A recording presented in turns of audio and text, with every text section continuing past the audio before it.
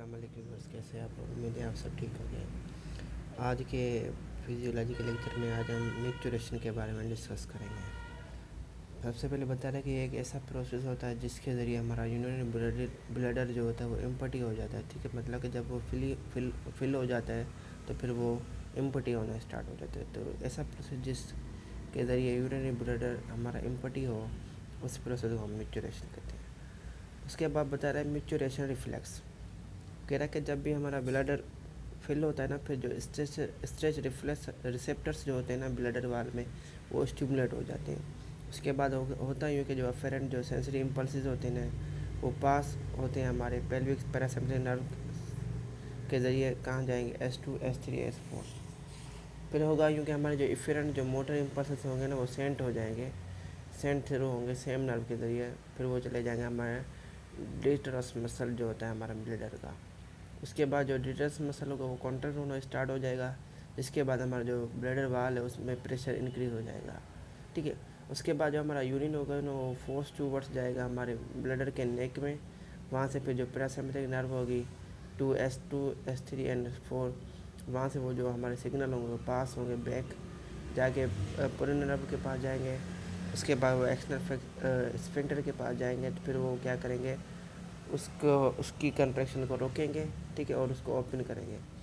जब इसकी इनहिबिशन हो जाएगी, ठीक है, तो फिर हमारे जो वॉलंटरी कंस्ट्रक्टिव सिग्नल्स होंगे ना, वो ब्रेन में आ जाएंगे। फिर हमारी यूरिनेशन जो है वो स्टार्टअप हो जाएगी। ठीक है, मतलब ये पूरा प्रोसेस है कि इसमें कैसे कैसे रिसेप्टर स्ट्रेच हो रहे हैं। ठीक है, कैसे कैसे मतलब कि डिस्टरस मसल कैसे वो कॉन्टैक्ट होके फिर आखिर में हमारी यूरिनेशन कैसे पास आउट हो रही है, वो सारा प्रोसेस है।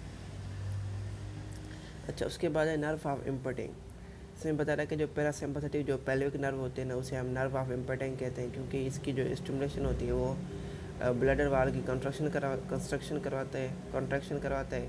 ठीक है, और इसके अलावा इस नर्व के ज़रिए हमारे जो इंटरनल स्फिंक्टर जो होता है उसमें रिलैक्सेशन हो जाती है, जिसकी वजह से हमारी इम्पटिंग ऑफ ब्लैडर मतलब कि होती है।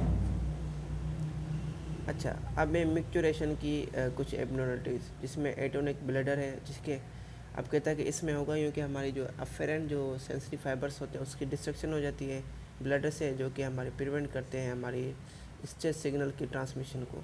ठीक है, जिसकी वजह से हमारा जो ब्लड की टोन जो है वो लॉस हो जाती है।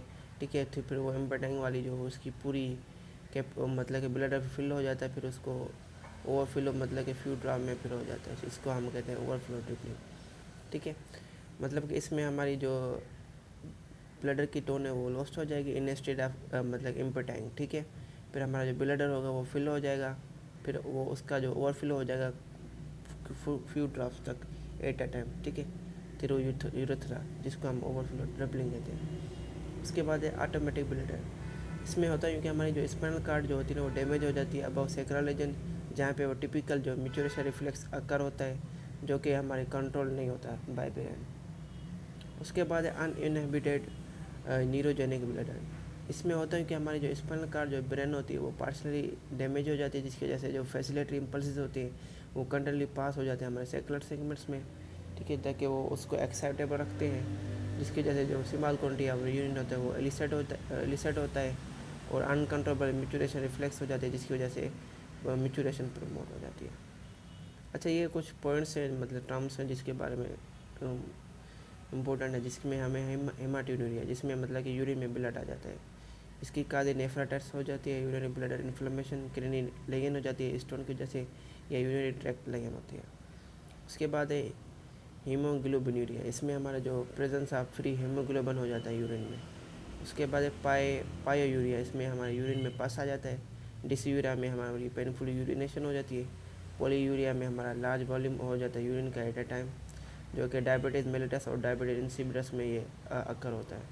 उसके बाद है ओलिगूरिया, जिसमें हमारा यूरिन का सीमार वॉल्यूम होता है एट अ टाइम। उसके बाद है एन्यूरिया, जिसमें हमारी कंप्लीट सप्रेशन हो जाती है यूरिनरी फ्लो की। उसके बाद नक्टूरिया में हमारी एक्सेसिव यूरिनेशन हो जाती है नाइट पे। उसके बाद मेलिट्यूरिया, जिसमें हमारी यूरिन में हमारा प्रेजेंस ऑफ शुगर हो जाती है। उसके बाद एक ग्लूकोसूरिया या ग्लाइकोसूरिया, जिसमें हमारी यूरिन में ग्लूकोज आ जाता है। तो इसके साथ आज का लेक्चर एंड करते हैं। मुझे आपका लेक्चर अच्छा लगा हुआ और इस लेक्चर से रिलेटेड कोई भी क्वेरी हो तो कमेंट कर सकते हैं। अपना ख्याल रखिए। अल्लाह हाफिज़।